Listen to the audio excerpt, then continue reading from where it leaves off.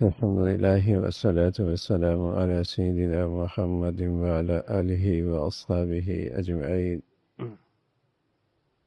أما بعد فأعوذ بالله من الشيطان الرجيم. بسم الله الرحمن الرحيم. واضرب لهم مثل الحياة الدنيا كماء أنزلناه من السماء فاختلط به نبات الأرض فأصبح هشيما تذروه الرياح وكان الله على كل شيء مقتدرا.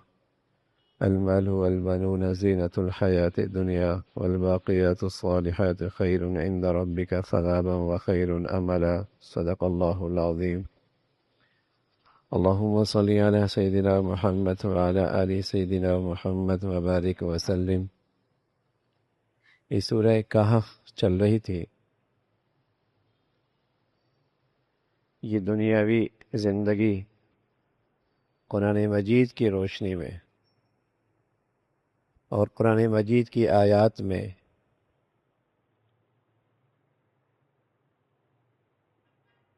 کہ یہ ایک عبوری زندگی کا وقت ہے،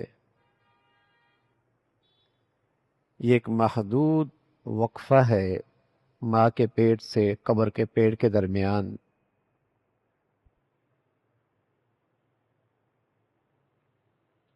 اس زندگی کی حقیقت بتائی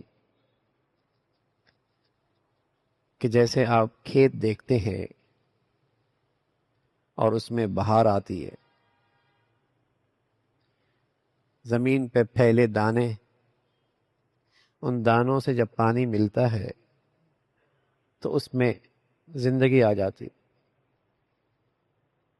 اور پھر وہ ایک کھیت بن جاتا ہے، لہلہانے لگتا ہے. لیکن کچھ ہی عرصے کے بعد وہ بھوسا بن کے اڑ جاتا ہے اور وہ کھیت چٹیل میدان ہو جاتا ہے. یہی مثال ہے انسان کی زندگی کی. جو موجود وقفے میں زندگی گزار رہا ہے اس کی مثال ایسی ہے.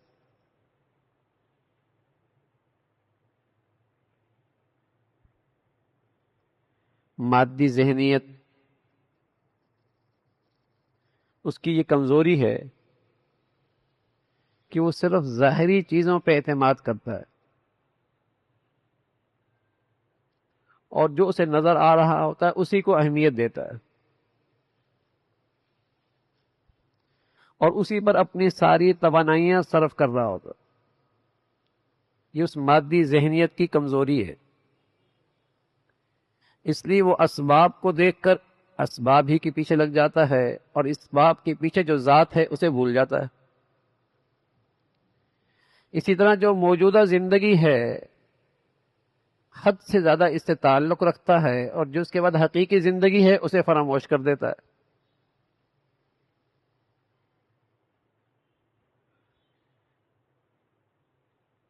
یہ مادی ذہنیت کی کمزوری ہے.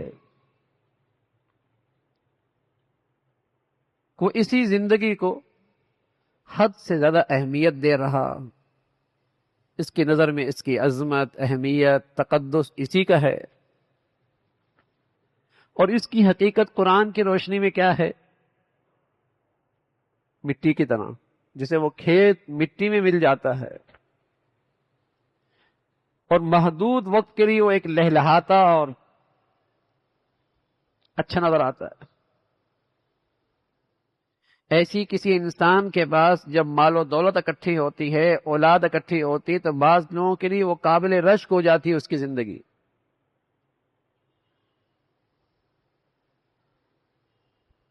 لیکن موت یہ سارا قصہ ہی ختم کر دیتی ہے. بعض آدمیوں کے پاس جب دولت ہوتی ہے، جوان اولاد ہوتی ہے، تو بعض لوگوں کے لیے ان کی زندگی بڑی قابل رشک ہوتی ہے.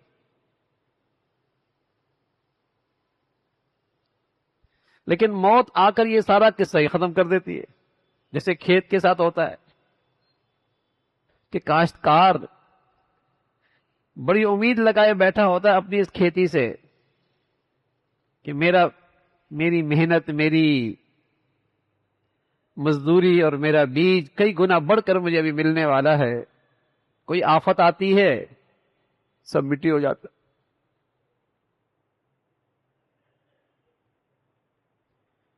تو قرآن مجید نے اس دنیا کی حقیقت بتائی ہے، کیونکہ اس سے حد سے زیادہ تعلق یا اس کی حقیقت سے بے خبری تمام برائیوں کی جڑ ہے. اس دنیا کا صحیح علم نہ ہونا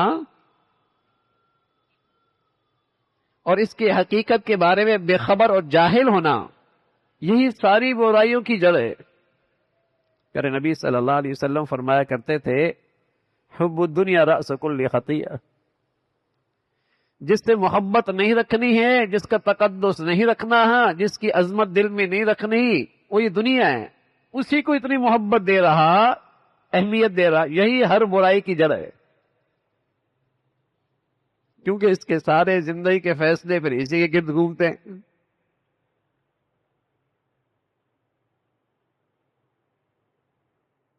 تو قرآن مجید نے اس کی حقیقت بتائی ہے کہ یہ دنیا قرآن کی روشنی میں اور قرآن کی ہدایات میں ہے کیا. فما متاع الحیات الدنیا فی الآخرہ الا قلیل. یہ دنیا کا جو متاع ہے آخرت کے مقابلے میں کچھ نہیں، بہت تھوڑا.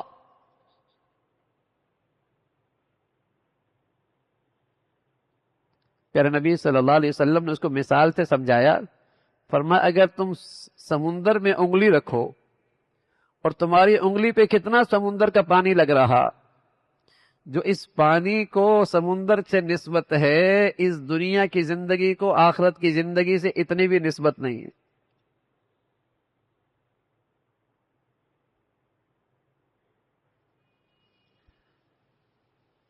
متاع قلیل، یہ بہت تھوڑا سا سامان ہے.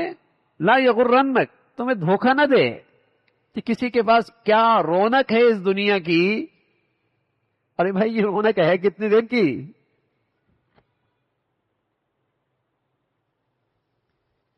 جسے تم قابل رشک سمجھ رہے ہو، کیا اس کے پاس پائیداری ہے؟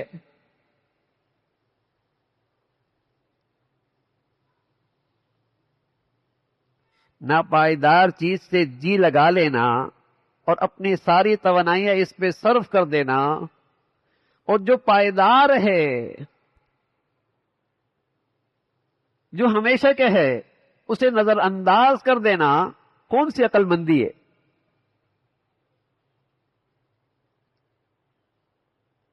یعنی گھر میرا نہیں ہے، گھر میرا نہیں ہے، اور مالک مکان نے یہ بھی کہہ رکھا ہے کہ کسی وقت بھی اس گھر کو خالی کرنا ہوگا، نوٹس آ گیا ہے. اور آگے میرا اپنا گھر بن رہا ہے جو 100% میرا ہے. لیکن اگر میں تمام صلاحیتیں اور توجہ اس کرائے کے گھر پہ دے رہا ہوں جس پہ مجھے کسی وقت بھی مالک مکان نکال دے گا، اور جو میرا اپنا گھر تعمیر پہ ہے اس پہ بالکل توجہ نہیں دے رہا، کیا کہا جائے گا؟ عقل مند آدمی.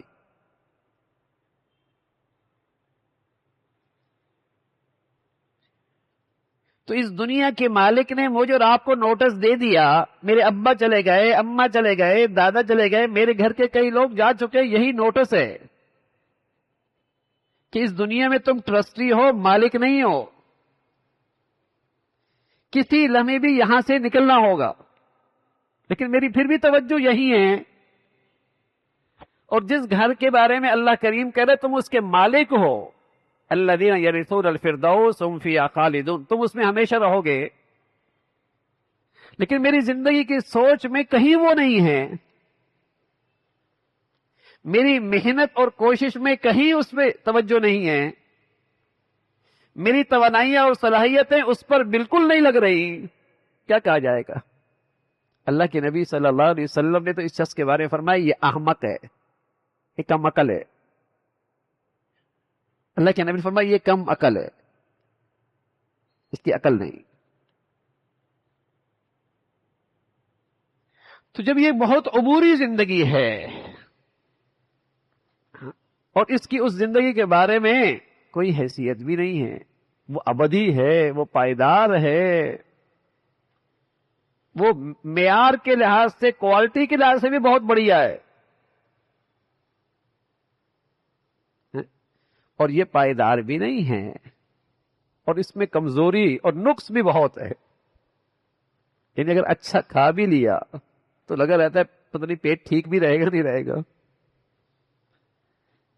کوئی سہولت کر بھی رہی، لیکن اس سہولت پر جو بل دینا پڑے گا اور جو ماہانہ خرچے آئیں گے پریشان تو کریں گے۔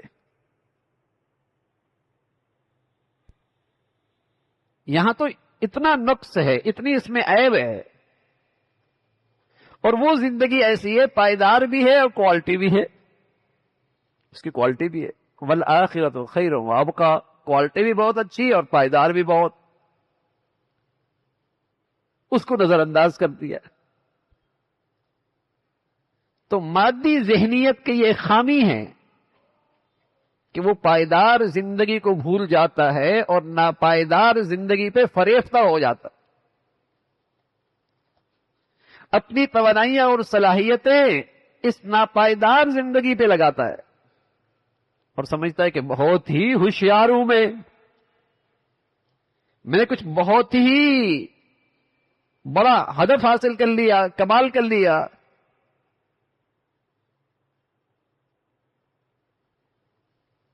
اور پل کی خبر نہیں، پل کی خبر نہیں ہے۔ آدمی بس اوقات سوتا ہے اور نہیں اٹھتا، جیسے کھیت کے بارے میں کچھ نہیں کہہ سکتے، کب کوئی آفت آ جائے، اولے پڑ جاتے ہیں، تیز ہوا آ جاتی ہے، آندھیاں آ جاتی ہیں،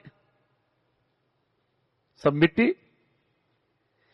ایسی انسانی زندگی کی بہار تو یہ ہمیشہ نہیں رہتی،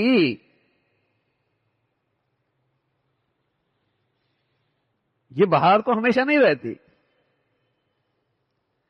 لیکن چونکہ وہ مادیت کے ذہن بنا ہوا ہے، پڑھا بولا سیکھا دیکھا، صحبت ماحول، اس نے ایسی ذہنیت بنا لی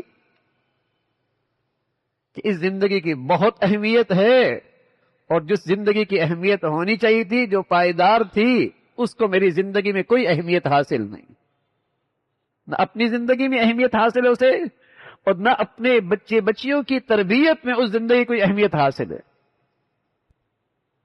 اس زندگی کی بہت اہمیت ہے۔ ہم کہا کرتے ہیں چھوٹے چھوٹے بچے بےچارے، وہ 3 سال کے 4 سال کے اسکول کے دروازوں پہ پہنچ جاتے ہیں، ان کی آنکھیں بھی نہیں کھل رہی ہوتی، ناشتہ بھی نہیں کیا ہوتا، لیکن چونکہ ماں باپ کی نظر میں اس زندگی کی اہمیت بہت ہے تو کہتے ہیں اگر نہیں پڑھا تو زندگی خراب ہو جائے گی۔ اور اللہ کے نبی نے فرمایا کہ اس زندگی کی اہمیت جو پائیدار ہے، اس کے لیے بھی اپنے بچوں کو تیار کرو، اور 7 سال کی عمر میں نمازی بناؤ، 10 سال کی عمر میں نہ پڑھنے پر تنبیہ کرو۔ کتنے ماں باپ ایسے ہیں جو اس زندگی کی اہمیت رکھتے ہوئے اپنے بچوں کو اس تربیت میں لے کے آتے؟ بچے تو بچے، اب تو بڑوں کی زندگی میں بھی نماز نہیں رہی۔ کتنے فیصد نمازی ہوتے؟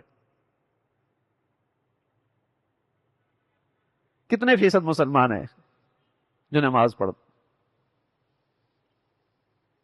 اس زندگی کی اہمیت نہیں رہی، عظمت ہی نہ رہی، کیونکہ پڑھا سنا دیکھا، جہاں بیٹھتے ہیں جہاں بات کرتے ہیں، اس ناپائیدار زندگی کی اہمیت اور اس کے تذکرے، اس کی فکریں، اس کی پلاننگ، اس کی منصوبہ بندی، اس کی کامیابی ناکامی کے تذکرے، اس کے لیے خطرات، اس کے لیے میں کامیابی کے نسخے، اصول، یہی تو بات ہوتی ہے۔ تو اللہ تعالیٰ کہہ رہے والباقیات الصالحات خیر عند ربک ثوابا وخیر عملا، جو اس پائیدار زندگی میں کام آنے والی ہیں وہ نیکیاں ہیں، وہ اللہ کی فرما برداری ہے، اس سے توقع رکھو، وہ تمہیں زندگی دے گی، اس سے تمہاری زندگی بنے گی۔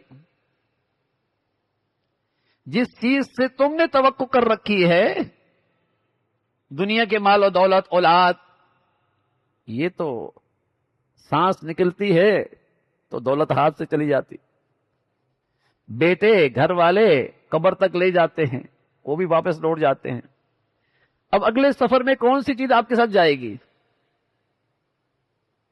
جس کے لیے میرے پاس وقت نہیں تھا؟ کہتے ہیں نماز کے لیے وقت نہیں ہے، زکوٰۃ کا حساب نہیں کیا، حلال حرام کے بارے میں مجھے پتہ نہیں تھا، یہ پتہ نہیں جائز ہے ناجائز ہے، میں نے سمجھا بس کماؤ، جس کے لیے میرے وقت نہیں تھا، آگے کھربوں سال میں اسی کرنسی نے کام آنا ہے، اس کے لیے اس کے وقت نہیں تھا۔ وقت کس کے لیے تھا؟ دولت کے لیے، دنیا کی دولت کے لیے، جو سانس نکلتی جدا ہو جائے گی، گھر والوں کے لیے، اولاد کے لیے، جو قبر تک چھوڑ کے واپس ہو جائے گی، اور جس میں ساتھ چلنا ہے اس کے لیے اس کو وقت نہیں ہے۔ تو اللہ کریم کہہ رہے والباقیات الصالحات خیر عند ربک ثوابا وخیر عملا، نیکیاں کرنی چاہیے تھی جو پائیدار ہیں، جس سے تم توقع رکھتے ہو کہ یہ تمہیں کامیاب کرے گی، ایک اچھی زندگی دے گی، اور یہ سب اللہ کے لیے آسان ہے۔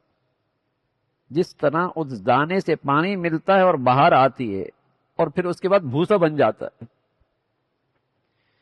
ایسی تمہاری زندگی بھی مختلف ادوار سے گزرے گی۔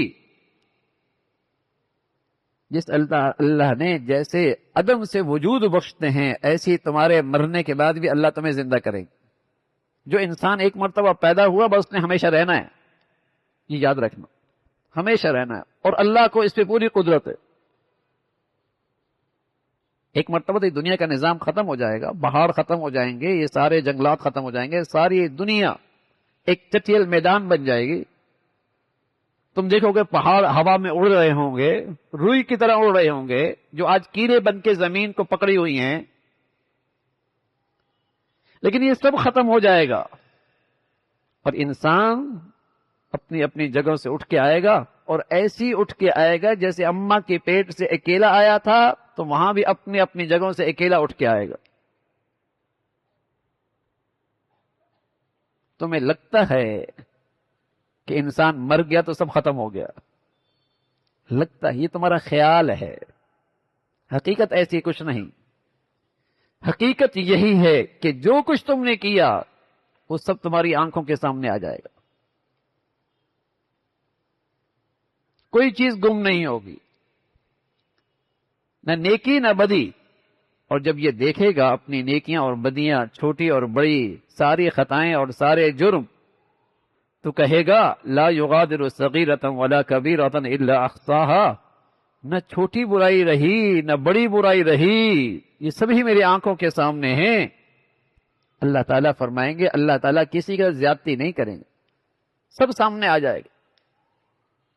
بس اوقات آدمی کہتا ہے، اور بعض لوگوں کا یہ عقیدہ ہے کہ سب فنا ہو جائے گا، ختم ہو جائے گا، تو قرآن نے اس سچائی کو بتایا کہ نہیں، فنا نہیں ہوگا، بس یہ محدود زندگی کا وقفہ ختم ہوگا، پھر نئی زندگی کا وقفہ، نئی زندگی شروع ہوگی، فنا نہیں ہوگا۔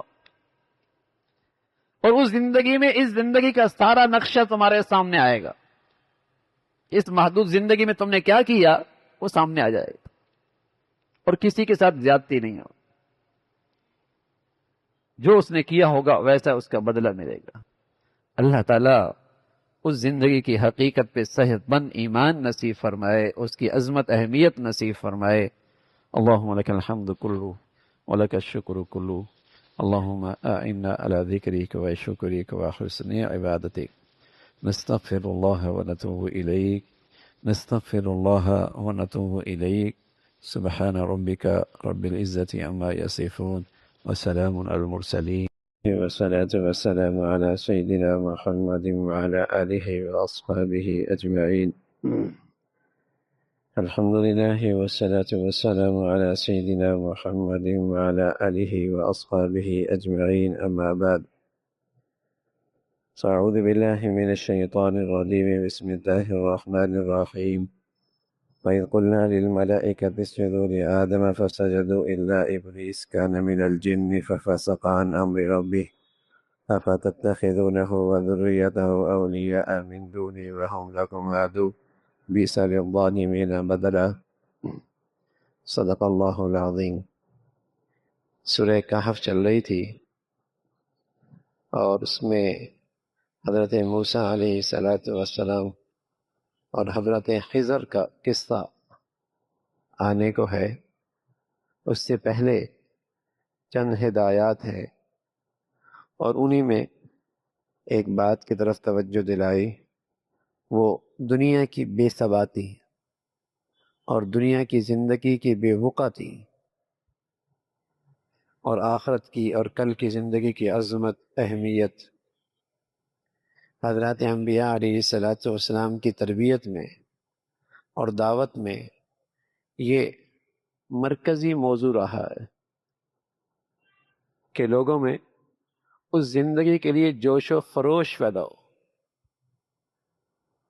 جیسے آدمی چھوٹی کالونی سے بڑی سوسائٹی کی طرف منتقل ہونے لگتا ہے اور چند مہینے رہ جاتے ہیں تو ایک جوش و خروش ہوتا ہے کہ کچی آبادی سے سوسائٹی کی طرف شفٹ ہو رہا ہوں، خیالات میں، سوچ میں، تیاری میں، کہ کچی آبادی سے ایک بڑی سوسائٹی کی طرف وہ منتقل ہونے والا ہے، بچوں میں، گھر والوں میں۔ تو حضرات انبیاء علیہ الصلاۃ والسلام اپنی دعوت میں لوگوں کا یہ مزاج بناتے تھے کہ اس حقیقی اور ابدی زندگی کا ایک جوش و خروش ہو، اور اللہ کے ماننے والے اس کی تیاری میں رہیں، تاکہ جب وہ زندگی شروع ہو تو ان کا زبردست قسم کا استقبال ہو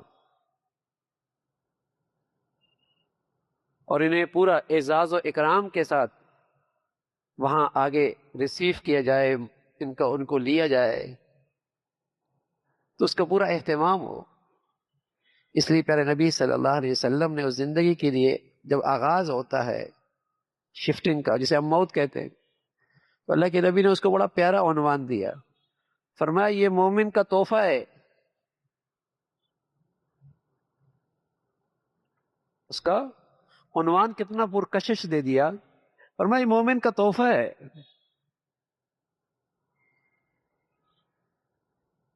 اب ظاہر ہے تحفہ تو چاہت ہوتی ہے کہ کوئی خلوص کے ساتھ دے،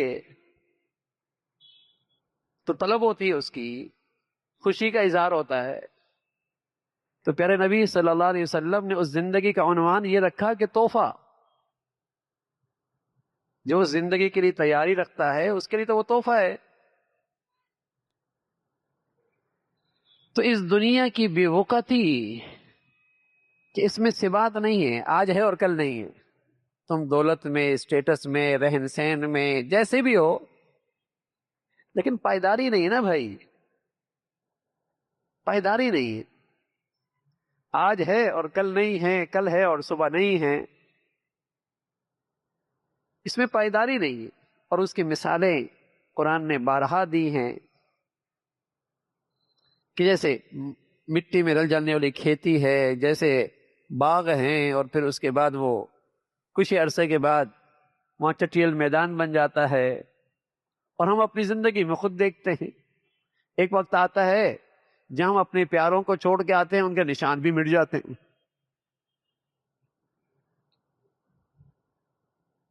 نہیں رہتے وہ۔ لیکن اس زندگی کی عظمت، اہمیت، قرآن نے اس کا عنوان یہ دیا کہ مقابلہ کرو اس زندگی کے لیے، ایک دوسرے سے آگے بڑھو، جوش و خروش دکھاؤ۔ اس کا عنوان یہ دیا کہ وہاں ایک دوسرے زندگی کے لیے مقابلہ کرو، سابقو، کون اس دیکھ سے آگے بڑھتا ہے؟ کہاں؟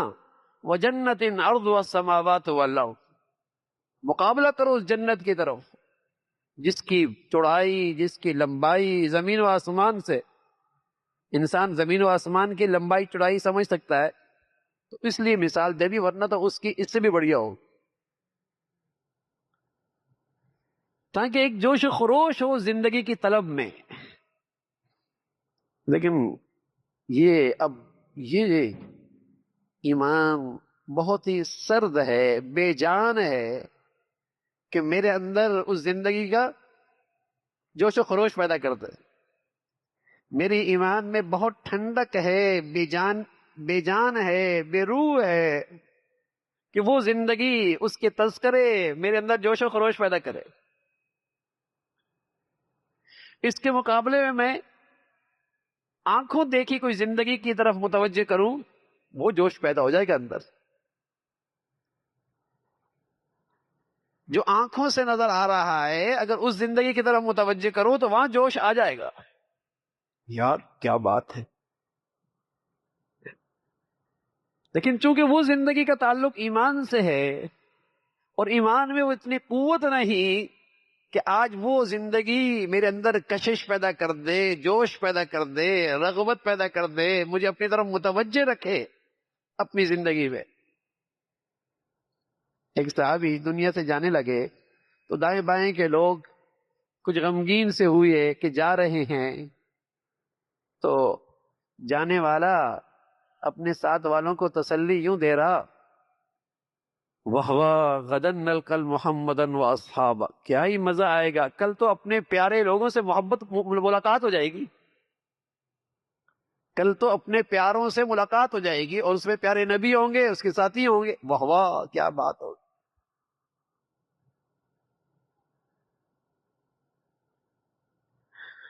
تو یہ جوش و خروش اس زندگی کا پیدا ہو، قرآن یہ چاہتا ہے، پیغمبر کی دعوت یہ چیز پیدا کرتی ہے، یہ پیدا کرتی ہے۔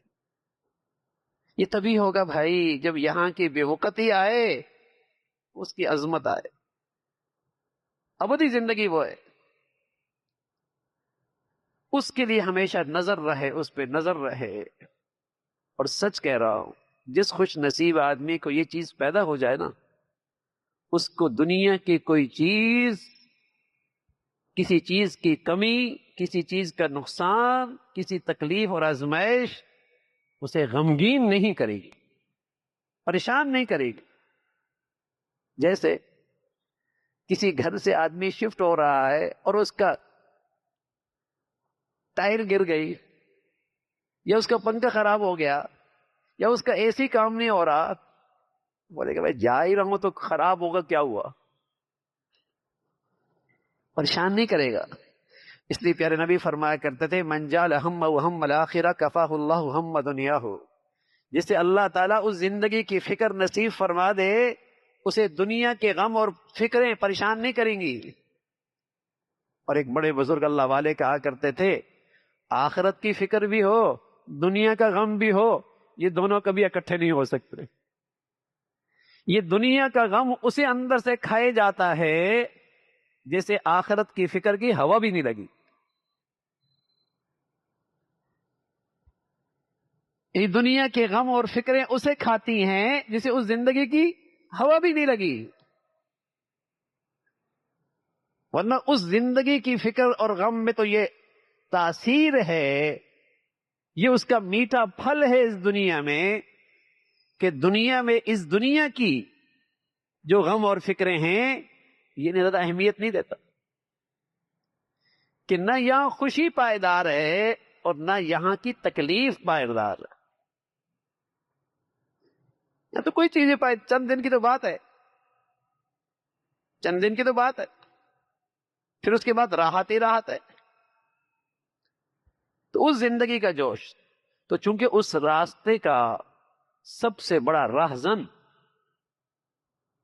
اس حقیقی زندگی کا سب سے بڑا راہزن اور دشمن شیطان ہے، جس کی دشمنی آدم سے لے کر اولاد آدم تک جاری ہے،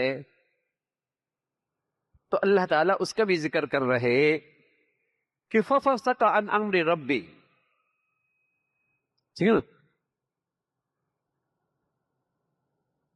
اس کا خاص دشمنی کا یہ جو الفاظ ہیں قرآن میں یہیں پر ہیں، ویسے تو شیطان کا ذکر قرآن میں کہیں جگہ کہ کئی جگہ پر ہے، لیکن یہ الفاظ خاص یہاں پر ہے، فَفَسَقَ عَنْ أَمْرِ رَبِّ، وہ اللہ کے حکم سے باہر نکلا۔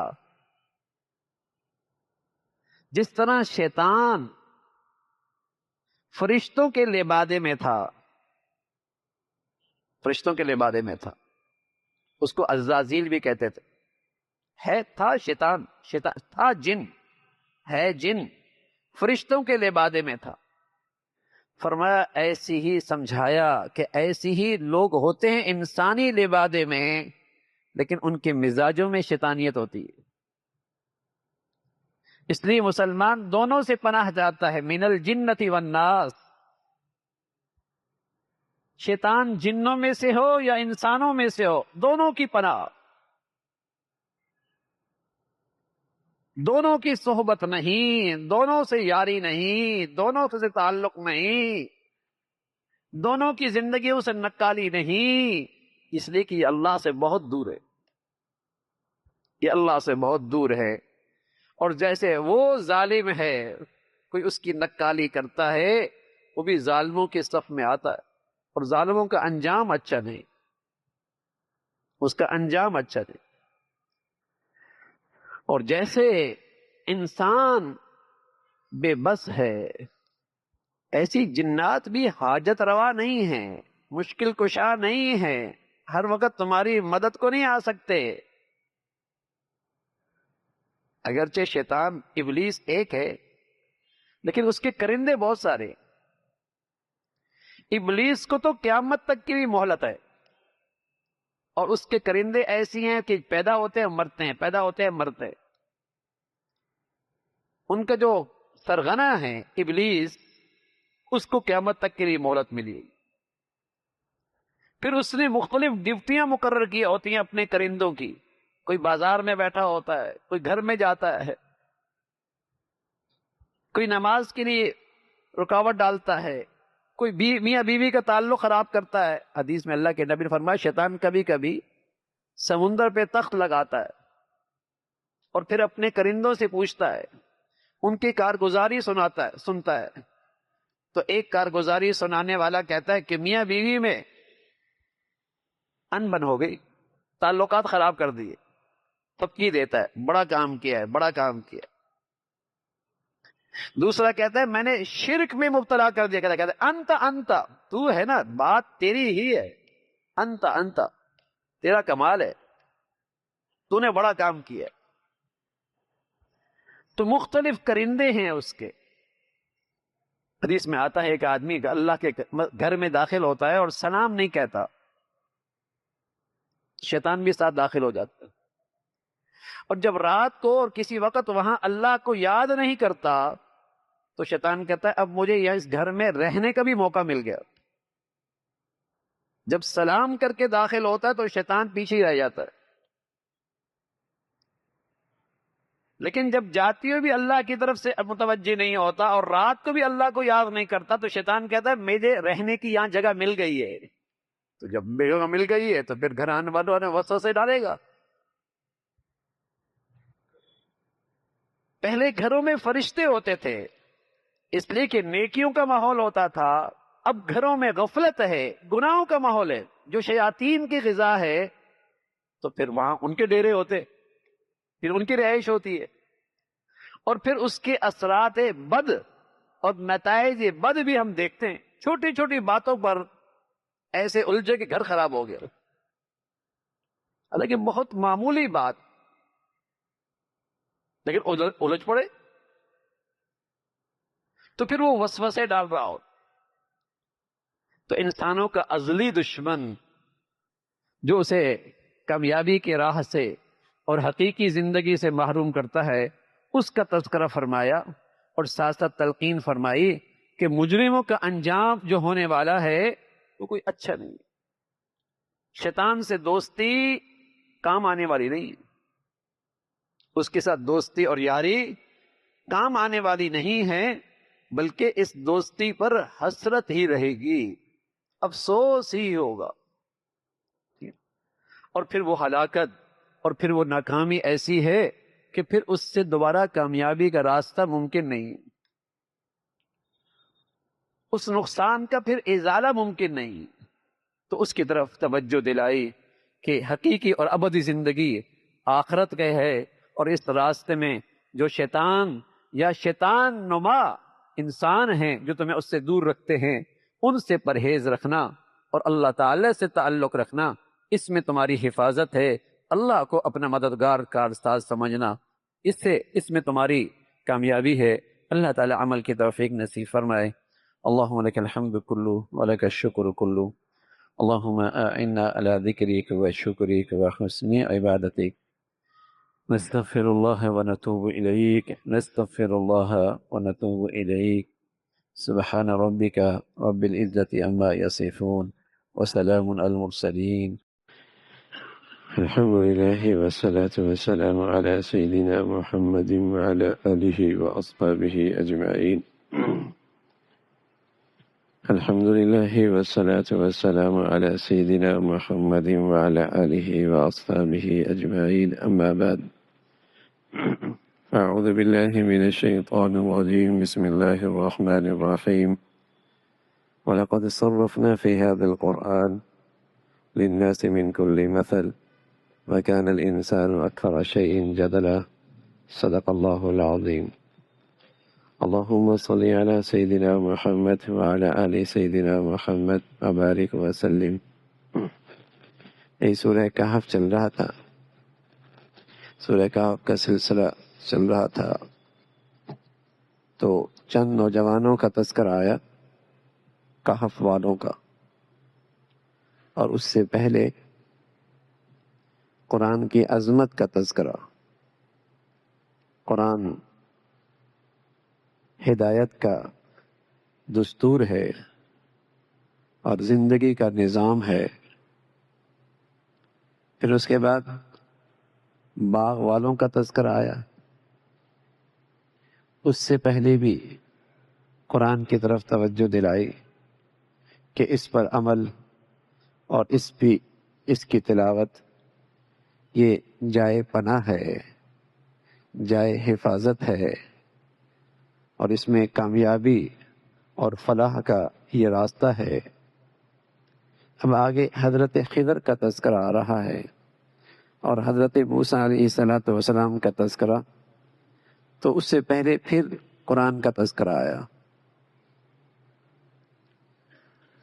کہ اللہ تعالیٰ نے اس قرآن میں ہدایت کی ہر قسم کے مضامین اور ہر قسم کی مثالیں پیش کی ہیں۔ اگر کوئی چاہے تو اس سے رہنمائی اور ہدایت لے سکتا ہے، لیکن مسلمان جو قرآن پر ایمان رکھتے ہیں وہ کبھی اس نظر سے بھی قرآن کو دیکھتے ہیں کہ اس میں میری مشکلات کا حل ہے،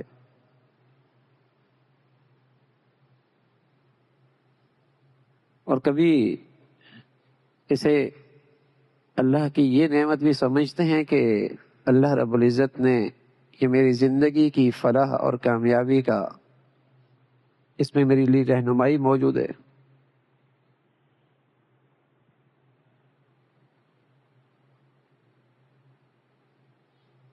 یہ نقطہ نظر اور قرآن سے یہ تعلق مسلمانوں کا نہ ہونے کے برابر ہے، جس سے مسلمان اس قرآن کی برکات سے محروم ہو رہا ہے۔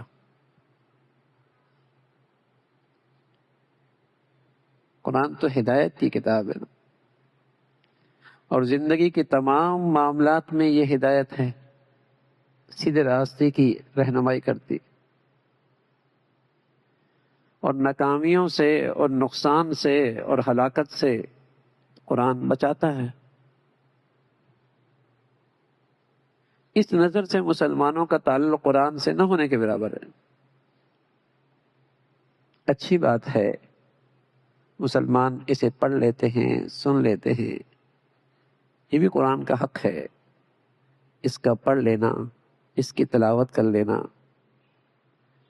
لیکن یہ کافی نہیں ہے۔ اس کے بارے میں تو میرا اعتماد اور یقین یہ ہونا چاہیے کہ زندگی کا اگر فلاح کا راستہ ہے تو صرف قرآن والا، اور اگر میری نجات اور کامیابی ممکن ہے تو صرف قرآن سے رہنمائی لینے ہی بھی ممکن ہے۔ اور قرآن میں زندگی ہے، قرآن مجید میں زندگی ہے۔ اگر کہف والوں کا تذکرہ دیکھیں تو زندگی ملے گی، آپ باغ والوں کا تذکرہ دیکھیں تو آپ کو رہنمائی ملے گی کہ اصحاب کہف نے اپنے ایمان اور دین کی حفاظت کے لیے کس طرح قربانیاں دی اور ظاہری زندگی سے دستبردار ہوئے، لیکن انجام کار کامیابی اللہ نے کسے دی؟ عزت کسے دی؟ کامیابی کسے دی؟ سعادت کا راستہ کنہیں نصیب ہوا؟ غار والوں کا۔ لیکن ابتداءً ایسی کوئی راہ نظر نہیں آ رہی تھی کہ کامیاب ہو جائیں گے، لیکن انہوں نے اللہ کے دستور کو، اللہ تعالیٰ کی پسند کی زندگی کو استقامت سے اختیار کیا اور اس کے لیے بہت بڑی قربانی دی۔ انجام کیا ہوا؟ باغ والوں کا تذکرہ کہ ایک شخص اس کی دولت نے اور اس خوشحالی نے اسے تکبر میں مبتلا کیا،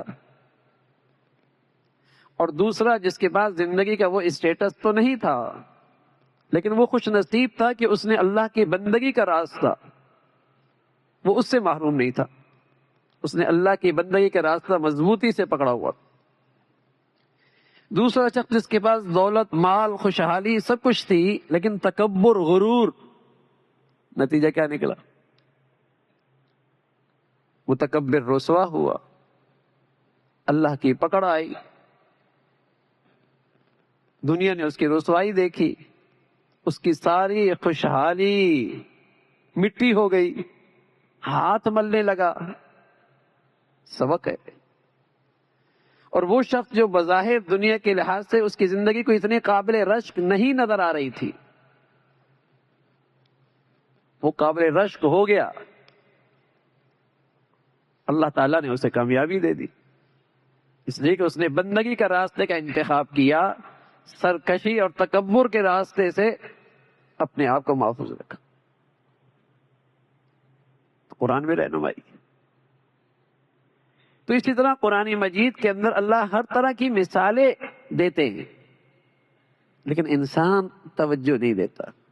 قرآن میں بھی اللہ کی باتوں میں بھی کجی تلاش کرتا ہے، کجی تلاش کرتا ہے، اور اس سے ہدایت نہیں دیتا کہ ہدایت لے، اپنی خطاؤں پہ معافی مانگے۔ کبھی تو اس کے طرز عمل سے یوں لگتا ہے جیسے یہ ماضی کی اقوام کی طرح اور پہلی قوموں کی طرح کسی عذاب کا انتظار کر رہا ہے۔ ہدایت کی بات بھی آ گئی، معافی کا موقع بھی ہے، لیکن یہ اسے قبول نہیں کرتا، نہ ہدایت قبول کرتا ہے اور نہ اپنی خطاؤں پہ معافی مانگتا ہے۔ حالانکہ اللہ تعالیٰ کی سنت یہ ہے کہ جب تک کوئی شخص اپنی خطاؤں پہ معافی مانگتا رہے گا، میرا عذاب بھی ادھر نہیں آئے گا۔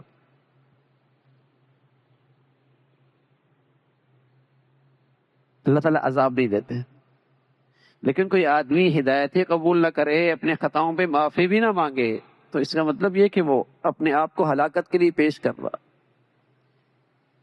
کہ جیسے پہلی قومیں ہلاک ہوئیں اور پچھلے ان واقعات کے اندر بھی نظر آیا کہ اللہ سے جو غافل تھے اور اللہ سے جو دور تھے، متکبر تھے، حق سچ سے انہوں نے منہ موڑا، کیسے ان کے پکڑ آئی۔ اللہ کا نبی بھی آتے ہیں، اللہ کے پیغمبر بھی دنیا میں آتے ہیں اسی چیز کے لیے کہ تمہارے زندگی کا نتیجہ ہے،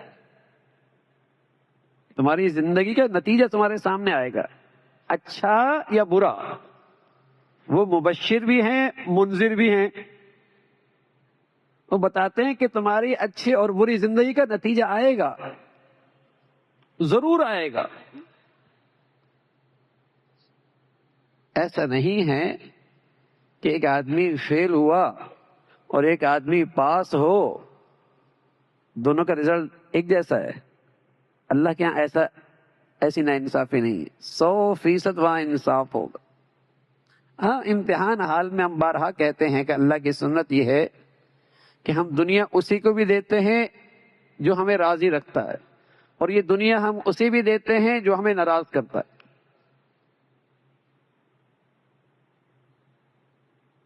دنیا کے دسترخوان پہ نافرمان بھی کھاتا ہے، فرما بردار بھی کھاتا ہے، اچھا بھی کھاتا ہے، برا بھی کھاتا ہے۔ یہاں تو اللہ کی سنت یہی ہے امتحان حال میں۔ لیکن پیغمبر یہ کہتے ہیں جو مبشر بن کے آتے ہیں، منذر بن کے آتے ہیں، کہ یہ امتحان حال کے بعد نتیجہ ضرور آئے گا، نتیجہ ضرور آئے گا۔ اور جب وہ نتیجہ آئے گا تو وَامْتَازُوا الْيَوْمَ أَيُّهَا الْمُجْرِمُونَ، مجرم لوگ، ناکام لوگ اچھے اور نیک لوگوں سے الگ کر دیے جائیں گے، دونوں کا مقام ایک جیسا نہیں ہو۔ ظالموں کے لیے ٹھکانہ اور ہے اور نیک اور پارسا لوگوں کے لیے زندگی اور ہے، دونوں میں بڑا فرق۔ تو بدن سے نکلنے والی زندگی کا انجام، نتیجہ ضرور ہو کے رہے گا۔ قرآن نے اس سلسلے میں بارہا نصیحتیں کی ہیں، بے شمار مثالیں اس کی پیش کی ہیں کہ کس طرح لوگوں نے جب ان کا اعراض کیا اور ہدایت کی طرف انہیں بلایا گیا اور انہوں نے ہدایت نہیں قبول کی تو اللہ نے ان کے پکڑ کی۔ ہاں یہ ضرور ہے کہ اللہ کی رحمت، اللہ کی شفقت، اللہ کا کرم اس دنیا میں ہے کہ وہ ناکام اور نافرمان کی پکڑ فوراً نہیں کرتا۔ لیکن یہ مطلب نہیں کہ اللہ ظالم سے غافل ہے۔ فَلَا تَحْسَبَنَّ اللَّهَ غَافِلًا عَمَّا يَعْمَلُ الظَّالِمُونَ، ظالموں سے اللہ غافل نہیں ہے۔ ہاں یہ اللہ تعالیٰ کی رحمت ہے کہ مہلت ضرور دیتا ہے، یؤخرہم، مہلت دیتا ہے، جلدی پکڑ نہیں کرتا، فوراً اس کی گرفت نہیں ہوتی، سنبھل جائے، توبہ کر لے، ہوش میں آ جائے۔ اور خاص طور پہ ایمان والوں کے ساتھ تو ایسا ہوتا ہے۔ ایک مرتبہ ایک شخص آیا حضور علیہ الصلوۃ والسلام کی خدمت میں، اس کی پیشانی پہ خون آ رہا تھا۔ کہا کیا ہوا؟ کہا یا رسول اللہ میری بد نظری ہو گئی تھی اور آگے چل رہا تھا اور دیوار کے ساتھ میرا سر لگا۔ تو حضور علیہ الصلوۃ والسلام نے فرمایا اذا اراد اللہ بعبد خیرا عجل له العقوبہ، جب اللہ کسی بندے سے بھلائی چاہتا ہے تو اسے فوراً پکڑتا ہے تاکہ جلدی سنبھل جائے اور بڑی مصیبت سے اور بڑے عذاب سے اور بڑی ہلاکت سے بچ جائے۔ یہاں تھپڑ لگ جاتا، چونکہ یہ اپنا ہے نا، جیسے ایک گلی کا بچہ غلطی کر رہا ہوتا ہے اور ایک اپنا بچہ غلطی کر رہا ہوتا ہے تو پہلے تنبیہ کسی کی جاتی، پہلے کسے سمجھایا جاتا ہے؟ چہرے پہ کچرا لگ جائے اور جوتے پہ کچرا لگ جائے تو صاف کس کو کیا جاتا ہے؟ چہرے پہ۔ تو مسلمان چہرے کی طرح ہیں اس دنیا میں، اس کی صفائی جلدی ہوگی، اور کافر اور ظالم وہ چپل کی طرح ہیں، ایک ہی مرتبہ جائے گی کچرے میں، اس پہ تنبیہ جلدی آتی۔ اور یہ بھی اللہ کی شفقت کا ایک انداز ہے کہ کسی بڑی ہلاکت میں نہ گر جائے، لِيُذِيقَهُمْ بَعْضَ الَّذِي عَمِلُوا لَعَلَّهُمْ يَرْجِعُونَ، ہم اسے چھوٹی چھوٹی سزائیں دیتے ہیں تاکہ یہ لوٹ آئے۔ تھوڑی تھوڑی تنبیہات کرتے رہتے ہیں کہ واپس آ جائے، کہ اس کے دل پہ مہر نہ لگے اور اس سے ایمان کی توفیق سلب نہ ہو، یہ اندھا بہرا نہ ہو، اس لیے چھوٹی چھوٹی اسے تنبیہات ہوتی رہتی۔ تو اللہ تعالیٰ کی یہ رحمت ہے، شفقت ہے کہ کسی کی غلطی پر فوراً ایسی سزا کہ جو ہمیشہ کے لیے ناکام ہو جائے، ایسا نہیں کرتا، فرصت دیتا ہے، مہلت دیتے ہیں، اسی کا تذکرہ فرمایا۔ باقی دنیا میں کتنے بستیاں، کتنی قومیں، کتنے علاقے ہیں جو اس کا منظر پیش کرتی ہیں کہ جب انہوں نے اللہ کی نافرمانی کی تو ان کا انجام کیا ہو۔ وَتِلْكَ الْقُرَىٰ أَهْلَكْنَاهُمْ لَمَّا ظَلَمُوا، کتنی بستیاں ہیں جنہیں ہم نے ہلاک کیا ہے، ٹھیک، لیکن ان کا ایک وقت مقرر تھا۔ بعض قوموں کو 950 سال تک ملے، صدیاں ملی، پھر اللہ نے ان کے پکڑ. ہم بس اوقات اپنے سامنے کسی ظالم کا ظلم دیکھتے ہیں تو خیال گزرتا ہے پکڑ کیوں نہیں کرتا اللہ ان کی, اللہ تعالیٰ ان کی پکڑ کیوں نہیں کرتا. خیال آتا اتنا بڑا ظالم ہے, کوئی عذاب برسے اس پر. تو پیغمبر کے مقابلے میں ظالم آئے اور صدیاں گزری, لیکن اللہ تعالیٰ فرما رہا ہے کہ پھر ہم نے پکڑ کی, لیکن ان کا ایک وعدہ مقرر تھا کہ اس وقت تک انہیں مہلت دی, ہم نے مہلت ملتی ہے.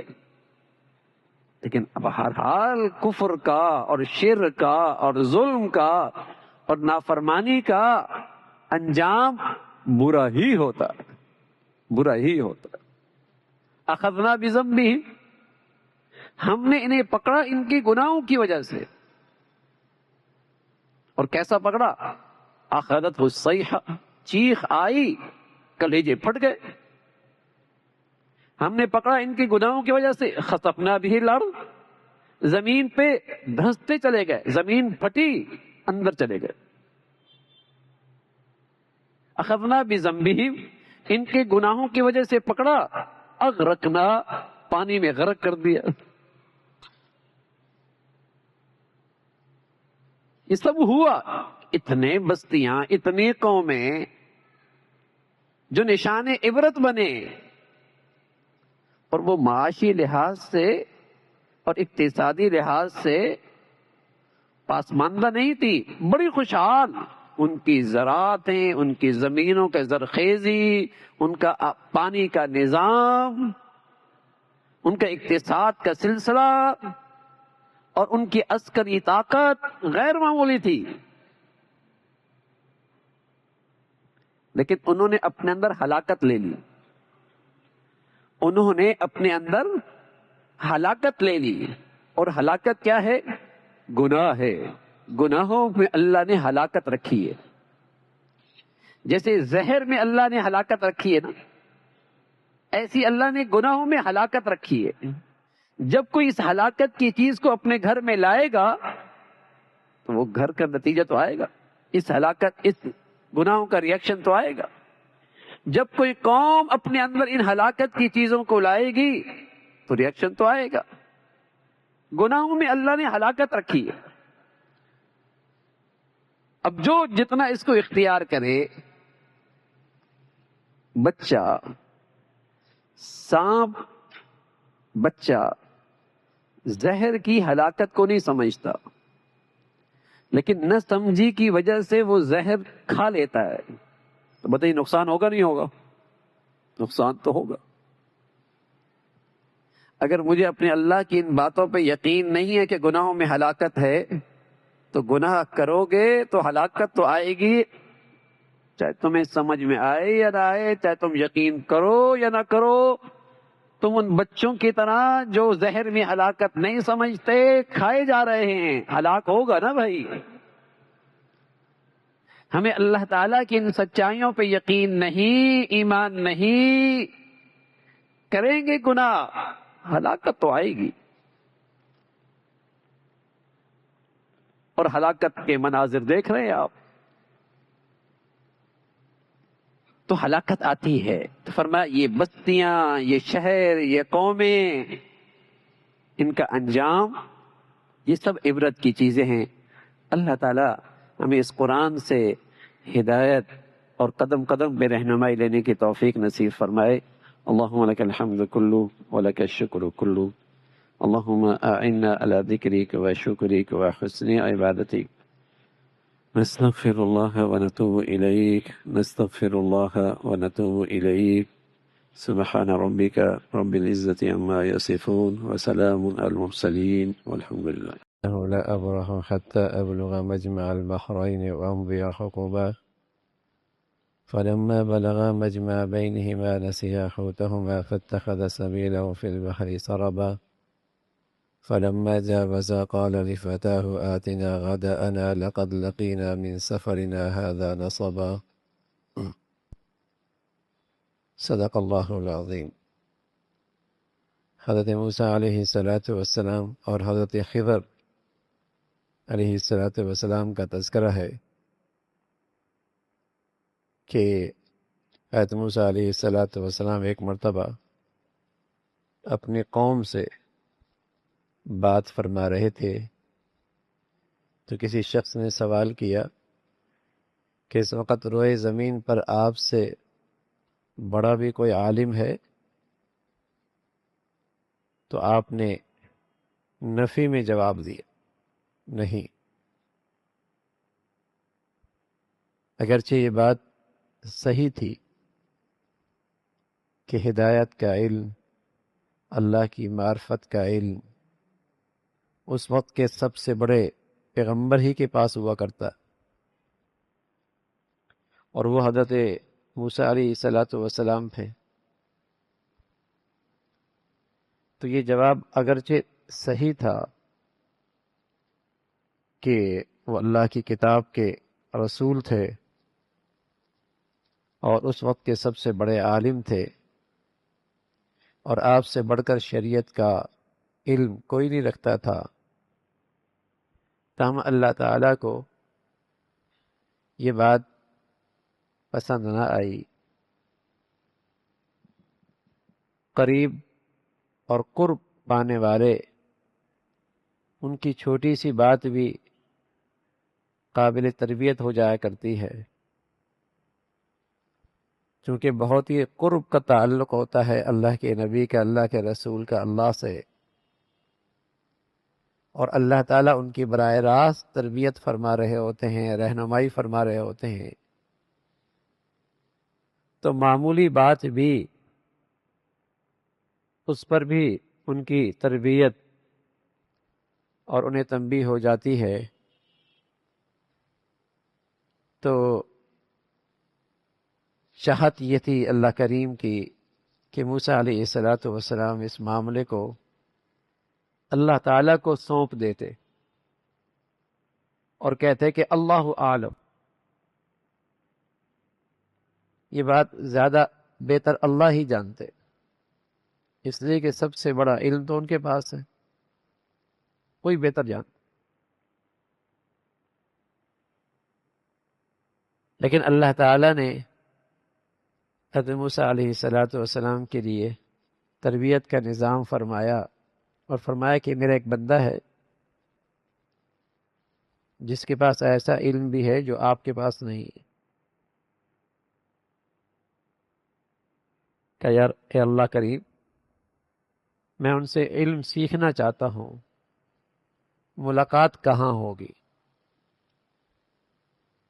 ان سے ملاقات کہاں ہو سکتی ہے؟ تو اللہ تعالیٰ نے فرمایا کہ مجمع البحرین، دو دریاؤں کے سنگم پر میرا وہاں بندہ، وہاں آپ کی ان سے ملاقات ہو سکتی ہے۔ اور اللہ تعالیٰ نے اس کی علامت بتائی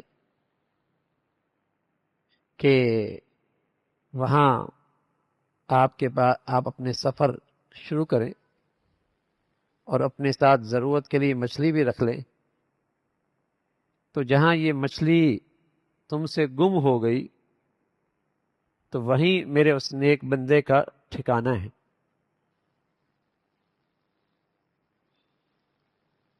آپ نے اس علم کے خاطر سفر کا آغاز کیا اور اپنے ساتھ ایک نوجوان خادم کو ساتھ لیا، یوشع بن نون علیہ الصلوۃ والسلام، جو آپ کے بعد اللہ کے نبی بھی بنے، نبوت بھی انہیں ملی۔ اس وقت وہ خدمت میں آپ کے ساتھ تھے، اور اسی کا ذکر فرمایا کہ حضرت موسیٰ علیہ الصلوۃ والسلام نے اپنے اس نوجوان سے کہا ہم سفر مسلسل جاری رکھیں گے حتیٰ ابلغ مجمع البحرین، یہاں تک کہ ہم ان دو دریاؤں کے سنگم پر پہنچ جائیں۔ اور جب وہاں پہنچے تو اندازہ نہیں ہوا کہ یہ وہ سنگم ہے، لیکن تھک گئے، آرام کرنے کے لیے لیٹے۔ خادم خدمت پہ تھا، آپ آرام فرمانے لگے، اور جیسی آرام کیا تو خادم کیا دیکھتا ہے کہ اس تھیلے سے وہ مچھلی نکلتی ہے اور وہ دریا میں چھلانگ لگاتی، زندہ ہو جاتی، اور دریا میں یوں جاتی ہے جیسے سرنگ بن گئی، پانی دونوں طرف کھڑا ہو جاتا۔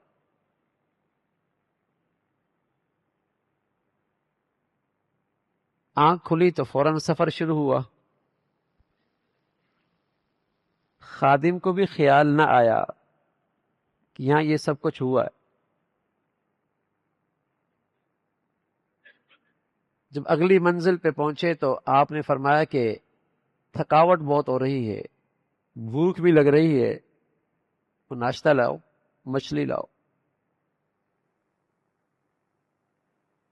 جب تک سفر با مقصد ہو تو آدمی جلدی نہیں تھکتا، اور جب سفر بے مقصد ہو تھکاوٹ بھی جلدی آتی۔ مجمع البحرین تک سفر کر رہے ہیں، کوئی تھکاوٹ نہیں، کوئی بھوک نہیں۔ جب تک سفر با مقصد ہو جلدی تھکاوٹ نہیں ہوتی، مزہ آ رہا ہوتا۔ جسم تھک بھی جائے طبیعت نہیں تھکتی۔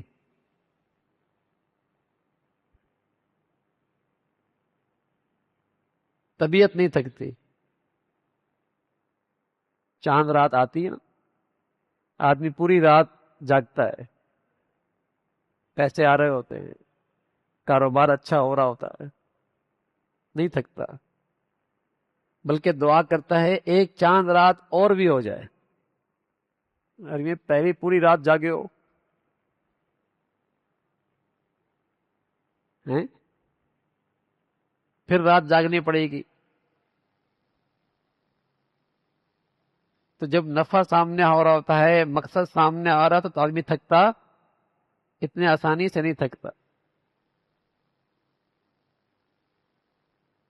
تو اللہ کے نیک بندوں کو نیکی کرتے کرتے منزل اور مقصد سامنے ہوتا تھا، جسم تھک بھی جاتا تھا، طبیعت نہیں تھکتی تھی عبادت سے۔ اللہ کے نبی صلی اللہ علیہ وسلم کے پاؤں پہ ورم آ جایا کرتا تھا، جسم تھک جاتا تھا، طبیعت نہیں تھکتی تھی۔ یتورمت قدما۔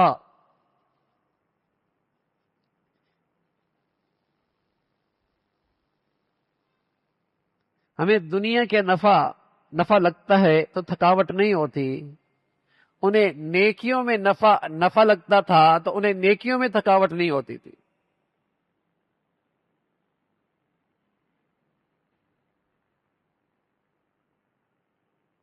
رمضان میں راتوں میں اللہ کے مقبول بندے ادھر تراویح پڑھی، بس تھوڑی سی آرام کیا آدھا گھنٹہ، پھر کھڑے ہو گئے نفلوں میں، پھر کھڑے ہو گئے۔ ایک حافظ صاحب تھکے، انہیں ہٹایا، دوسرے حافظ صاحب آ گئے، وہ ہٹے، تیسرے حافظ صاحب آ گئے۔ ساری رات قرآن پڑھتے سننے میں گزرتی تھی۔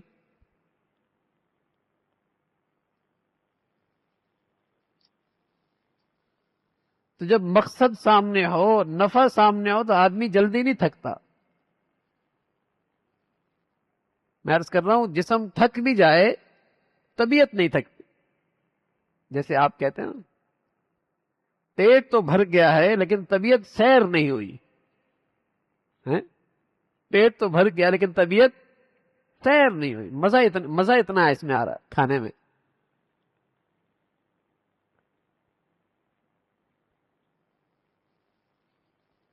تو جب تک مقصد سامنے تھا تھکاوٹ بھی نہیں ہو رہی تھی، اور جب اس سے آگے نکلے پتہ تو نہیں تھا، اب مقصد ختم ہو گیا، لیکن اس نبی تھے، اس کے اثرات پڑے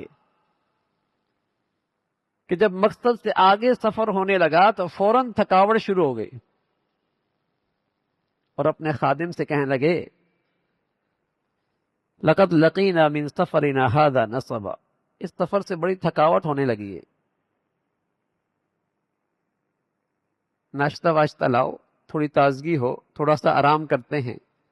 تو خادم نے کہا اوہو، جہاں ہم نے وہاں پڑاؤ ڈالا تھا، آپ آرام فرما رہے تھے، وہاں تھیلے سے مچھلی نکل گئی تھی، دریا میں کود گئی، اور میں بھول ہی گیا آپ کو بتانے میں.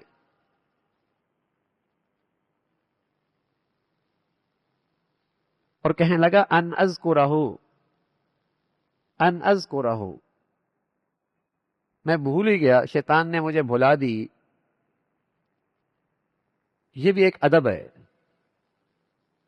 حالانکہ دونوں ساتھ تھے، لیکن اس نسیان کی نسبت اپنی طرف کی، استاد کی طرف نہیں کی. چھوٹے نے اپنی طرف کی، بڑے کی طرف نہیں کی. یہ بھی ایک ادب کا طریق، ادب ہوتا ہے بات کرنے میں، ادب.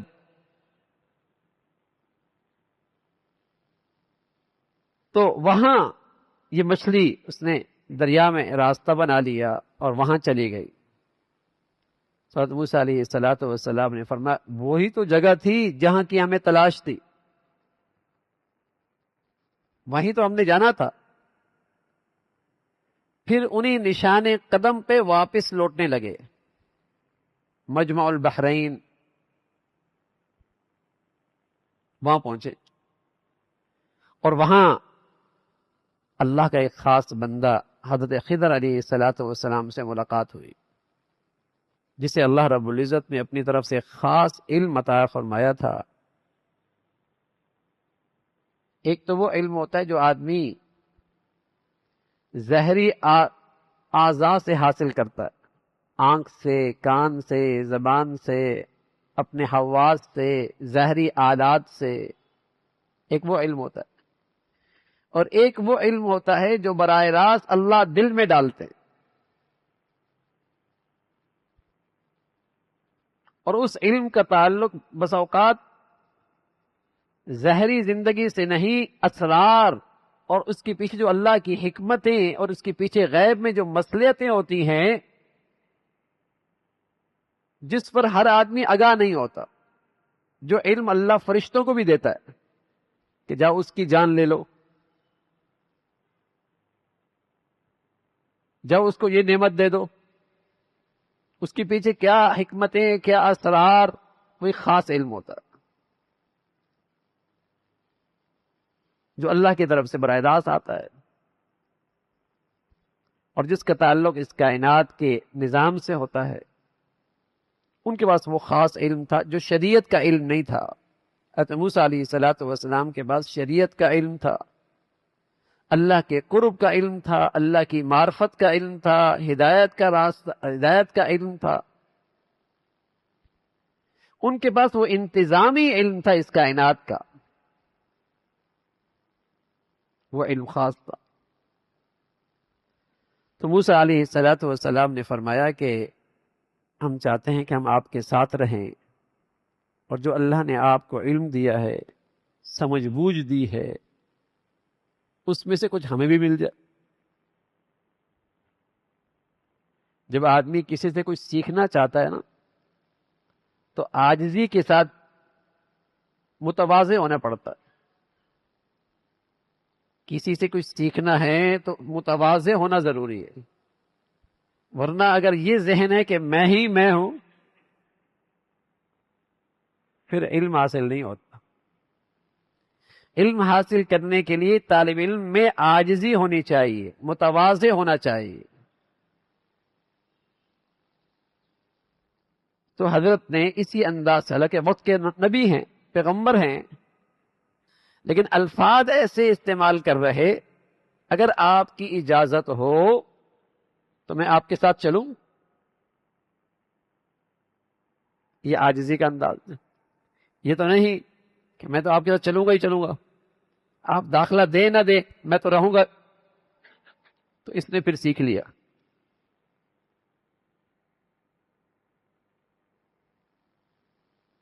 آپ اجازت دیں گے تو میں آپ کے ساتھ رہ سکتا. اور ساتھ یہ بھی کہا کہ جو اللہ نے آپ کو علم دیا ہے، میں آپ کے برابر تو نہیں ہو سکتا، اس میں سے کچھ آپ مجھے سکھا دیں.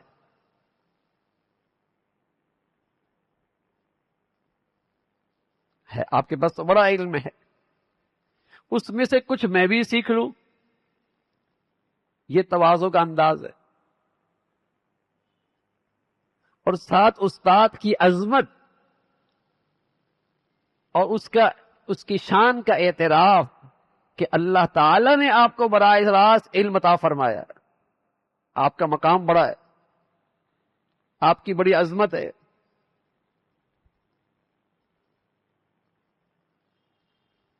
تو ان سارے پہلوؤں کا لحاظ کر کے حضرت موسیٰ علیہ الصلاۃ والسلام نے اس علم کے حصول کے لیے ان سے اجازت چاہی،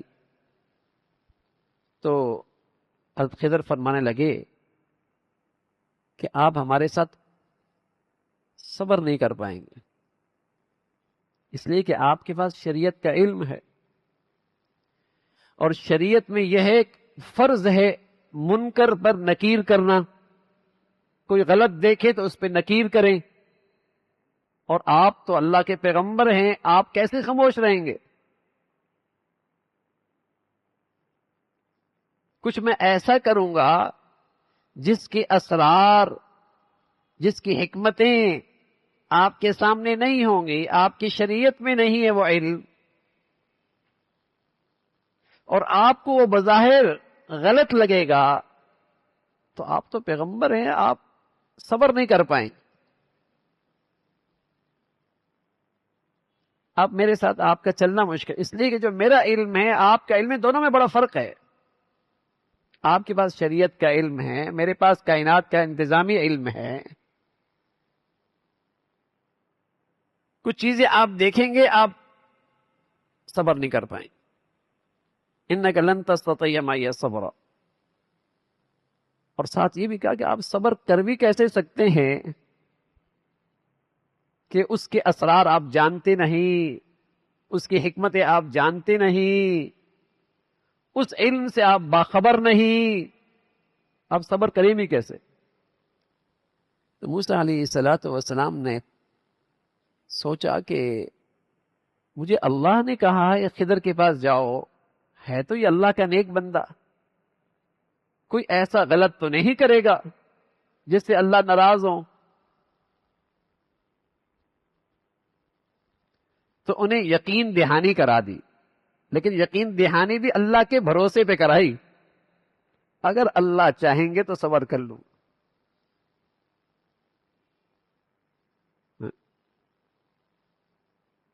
یقین دہانی کرا دی کہ اللہ کے نیک بندے ہیں، اللہ نے جب مجھ سے کہا ہے کہ جاؤ، میرا ایک نیک بندہ ہے، بزرگ ہے، اس سے جا کے علم سیکھو، تو کوئی ایسا تو نہیں کرے گا جس سے اللہ کو ناراض کر دے۔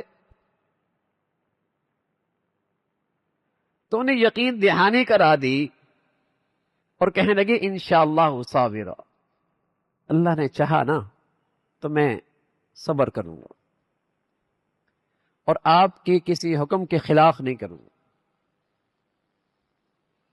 آپ کے کسی حکم کے خلاف نہیں کروں۔ تو خضر علیہ الصلوۃ والسلام نے فرمایا پھر سن لو بھائی، بنیادی شرط ہے آپ کے ساتھ چلنے کی،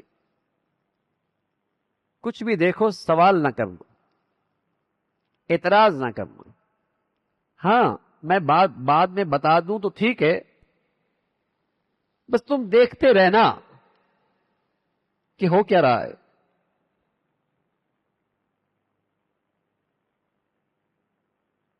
کیونکہ پڑھنے آئے تھے، تو حضرت خضر علیہ الصلوۃ والسلام نے چاہا کہ ان کو پڑھاؤں، لیکن زبانی نہیں، عملی طور پہ انہیں پڑھاؤں کہ میرے پاس کون سا علم ہے، عملاً درس دے رہے ہیں، پریکٹیکل۔ لیکن اس پریکٹیکل کو برداشت کرنا موسیٰ علیہ الصلوۃ والسلام کے لیے آسان نہیں تھا، اور حضرت خضر ان کو پریکٹیکل علم دے رہے تھے، صرف الفاظ میں نہیں، کلام میں نہیں،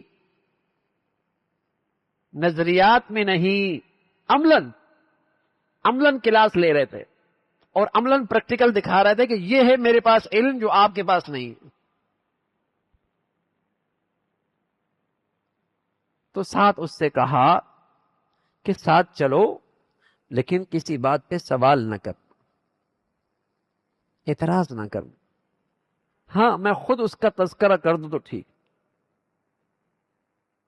تو بہرحال ان حضرات کا سفر شروع ہوا اور آگے روانہ ہوئے. اللہ تعالیٰ عمل کی توفیق نصیب فرمائے. اللہم لک الحمد کلو ولک الشکر کلو. اللہم اعنا علی ذکرک و شکرک و حسن عبادتک. نستغفر اللہ ونتوب الیک. نستغفر اللہ ونتوب الیک. سبحان ربک رب العزت عما یصفون وسلام علی المرسلین والحمد للہ. ہماری بات سورہ کہف کے متعلق چل رہی تھی. حضرت موسیٰ علیہ السلام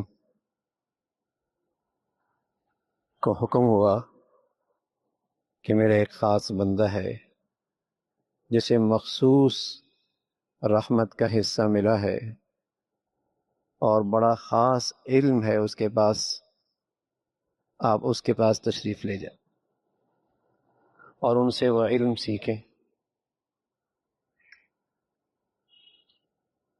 تو وہاں معاملہ طے ہوا، ساتھ جانا چند ہدایات کی روشنی میں، چند شرائط کی روشنی میں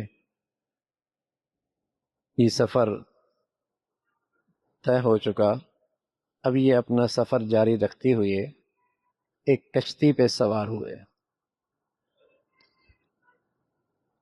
اور کشتی والے اجنبی دیکھ کر پہلے تو سوار نہیں کر رہے تھے، پھر ان کے روشن اور پر نور چہرے دیکھ کر انہیں اطمینان ہوا، سوار بھی کیا اور اس کا کوئی معاوضہ بھی نہیں لیا.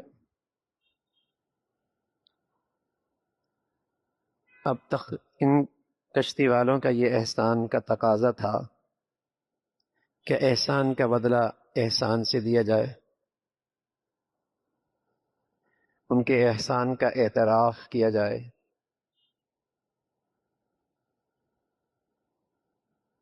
اور ان کا شکر گزار رہا جائے، احسان کیا ہے. لیکن کشتی جہاں آگے نکلتی ہے تو حضرت خضر اس کا ایک تختہ نکال لیتے اور اسے عیبدار کر دیتے. سورہ کہف کا ایک بنیادی موضوع ہے، بلکہ اس پوری سورت کا ایک بنیادی روح ہے کہ دیکھو اپنے معاملات اللہ کے سپرد کیا کرو.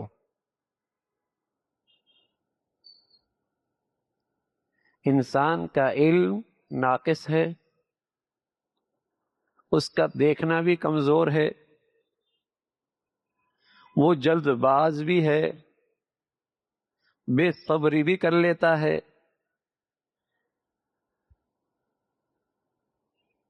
اس ذات کے سپرد کیا کرو اپنے معاملات جس کا علم کامل ہے، کیونکہ بسا اوقات نظر میں آنے والی چیز، ظاہری علم، عقل سے سمجھی جانے والی چیز، اس کے پیچھے کچھ اور بھی مخفی چیزیں ہوتی ہیں، نامعلوم چیز ہوتی، جس پر بڑے بڑے کا علم، بڑے بڑے عالم کی نظر بھی نہیں جاتی. جو اس واقعے میں نظر آئے گا کہ موسیٰ علیہ السلام کا بھی علم وہاں تک نہیں پہنچا.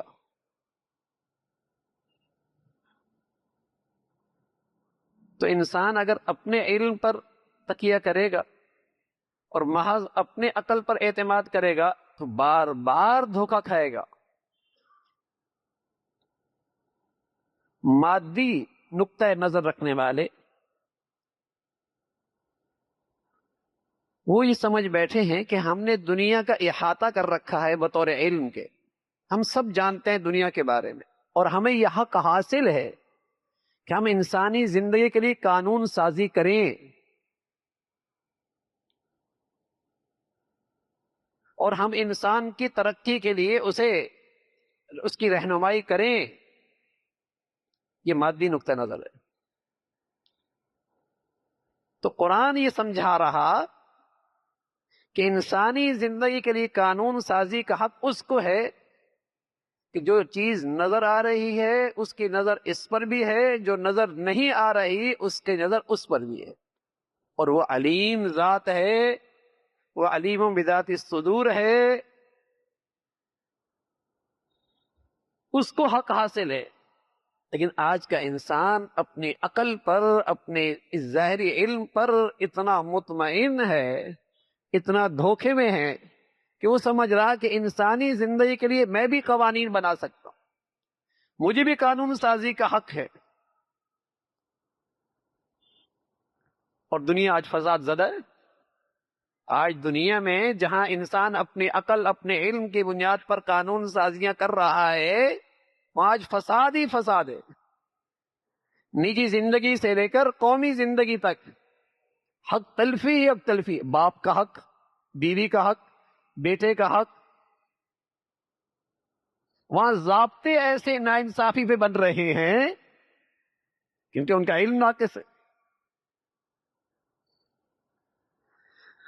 تو ہمیں یہ دین سکھا رہا ہے، ہمارا دین یہ سکھاتا ہے کہ قانون سازی کا حق اللہ کو ہے،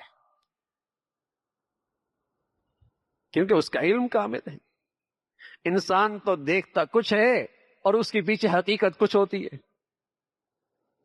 پہلی نظر میں لگتا ہے کہ یہ غلط ہو رہا ہے، بعد میں لگتا ہے نہیں، غلط نہیں، یہی صحیح تھا۔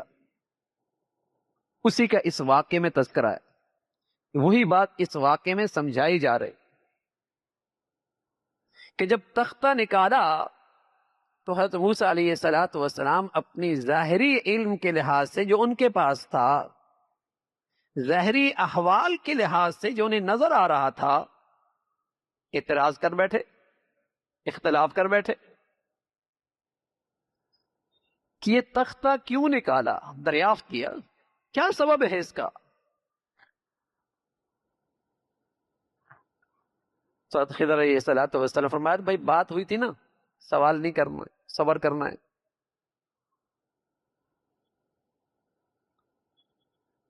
آپ نے جواب نہیں دیا، جواب اگلے وقت کے لیے ٹال دیا اور اپنی مہم جاری رکھی،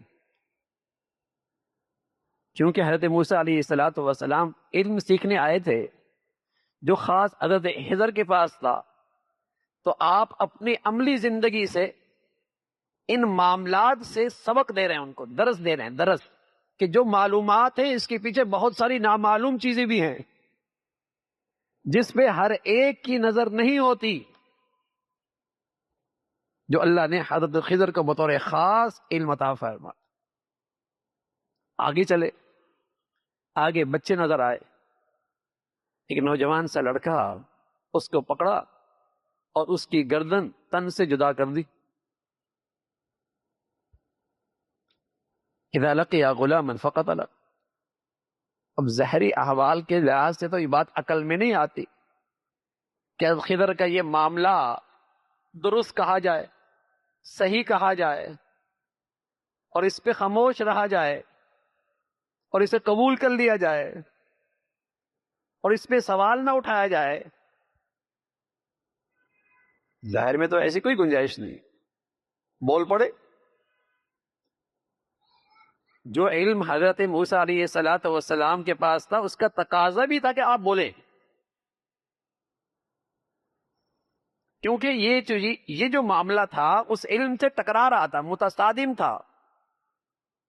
تو آپ نے کہا اقتلت نفسا زکیۃ بغیر نفس، ایک پاکیزہ نفس اور جس نے کسی کا قتل بھی نہیں کیا اور آپ نے اسے قتل کر دیا، بڑا ہی ناپسندیدہ کام کیا آپ نے۔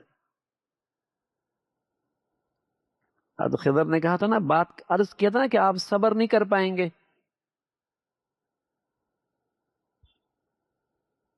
کہا تھا جو آپ کے پاس علم ہے اور جو میرے پاس علم ہے اور میں اپنے علم کے لحاظ سے کروں گا تو آپ کو تو اعتراض ہوگا، اور آپ کہہ رہے تھے کہ صبر کروں گا۔ حضرت موسیٰ علیہ السلام نے فرمایا آپ مجھے اپنے سے جدا نہ کیجئے، ایک مہلت اور دیجئے، ایک موقع اور دیجئے، ایک موقع اور دیجئے۔ اب یہی بات کہ اب تک تو بظاہر یہ لگ رہا کہ حضرت خضر کچھ اچھا نہیں کر رہے اور ان کی باتیں کچھ سمجھ میں نہیں آ رہی، ان کے یہ کام کچھ عقل میں آ نہیں رہی. لیکن جب پورا قصہ آپ پڑھیں گے تو آپ کہیں گے حضرت خضر کا یہ کرنا ہی عین حکمت اور مصلحت تھا، یہی احسان کا تقاضا تھا، یہی دانش کی بات تھی. جو دانش رشدہ سمجھ بوجھ جو حضرت موسیٰ علیہ الصلوۃ والسلام سیکھنے آئے تھے، یہی دانش اور سمجھ کی بات تھی. تو بس اوقات آدمی اپنی عقل سے، اپنے علم سے، اپنی سمجھ سے، اپنی دانش سے کام کر رہا ہوتا ہے اور پھر روتا ہے یہ میں نے غلط کر لی. اس لیے ہمارا دین کہتا ہے تدبیر ضرور کرو اپنی ظاہری احوال کے لحاظ سے، لیکن استخارہ بھی کیا کرو. اللہ جتنا آپ جانتے ہیں میں نہیں جانتا، اس کے علم سے، اس کے علم کے محتاج بھی رہا کرو. اے اللہ آپ میرے لیے اپنے علم کے لحاظ سے طے کریں.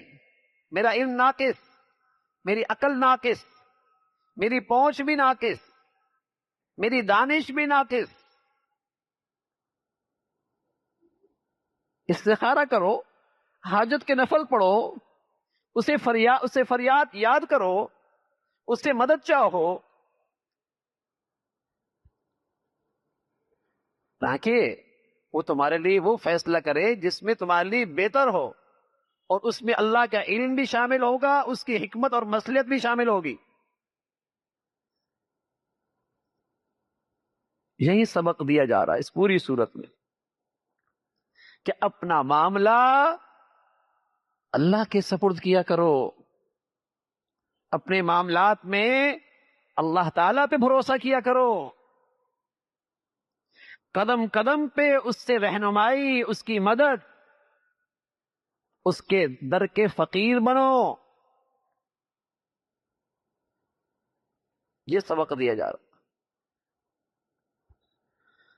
تو جب تیسرا موقع آیا، ایک بستی پر پہنچے اور اللہ کی شان، وہاں تو عام رواج تھا، وہاں ہوٹلز ہوا نہیں کرتی تھی کہ جا کے آدمی ہوٹل پہ کھانا کھا لے.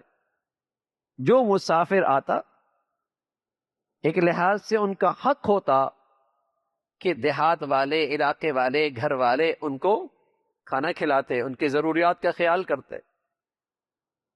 اگر 50 60 70 سال دیکھیں تو ہمارے ہاں بھی ایسا ہوتا. بلکہ اچھی اچھی چیزیں مہمانوں اور مسافروں کے لیے رکھی جاتی تھی. بعض علاقوں میں دودھ اور دیسی گھی اور شہد بھی بیچا جاتا تھا، یہ مہمانوں کے لیے ہوتا ہے.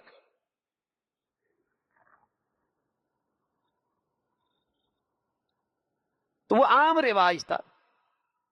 لیکن وہ اتنے بے مروت تھے، نہ کھانا پوچھا، نہ پانی پوچھا، نہ ٹھہرنے کے لیے کہا، نہ بیٹھنے کے لیے کہا.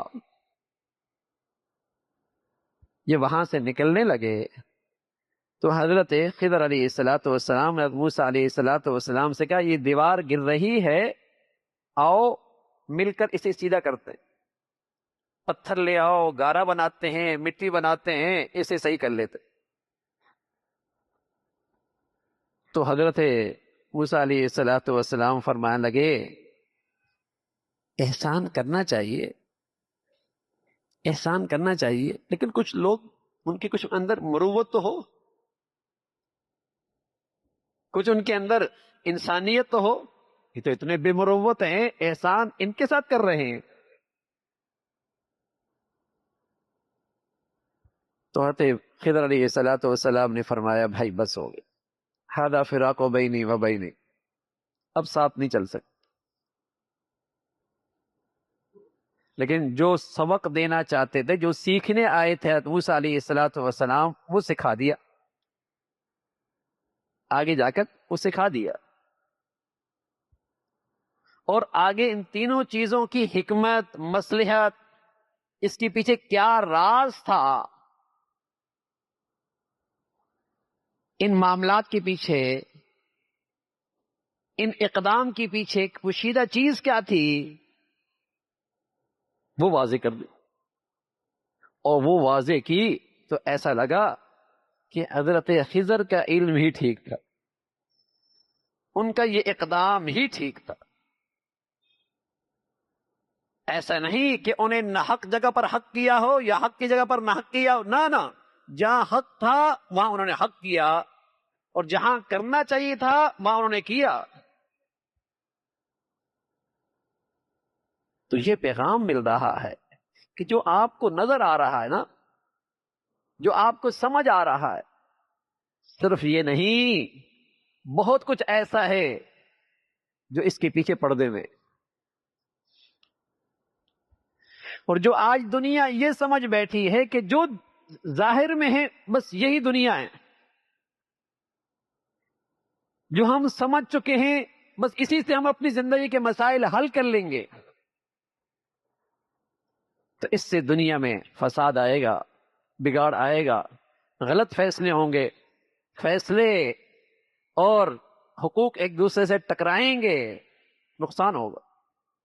تو قانون سازی انسانی زندگی کے لیے، قانون سازی انسانی معاشرے کے لیے، یہ اللہ کا حق ہے، یہ اللہ کا حق ہے، اس لیے کہ اس ذات کا علم کامل ہے، اس کا علم کامل ہے، تو اس کے اس قانون سازی میں سب کے حقوق کی رعایت بھی ہے، کسی کا حق تلف نہیں ہوتا، کسی کا حق پامال نہیں ہوتا، اور ان قوانین میں مصلحت اور حکمت بھی انسانیت کے لیے۔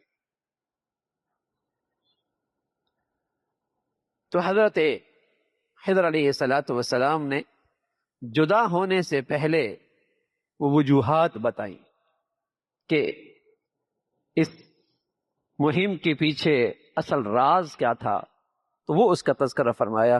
انشاءاللہ کل سبحانک اللہم بحمدک نشہد ان لا الہ الا اللہ اللہم لک الحمد کلہ ولک الشکر کلہ اللہم اعنا علی ذکرک وشکرک وحسن عبادتک نستغفر اللہ ونتوب الیک نستغفر اللہ ونتوب الیک سبحان ربک رب العزة عما یصفون وسلام علی المرسلین والحمد للہ۔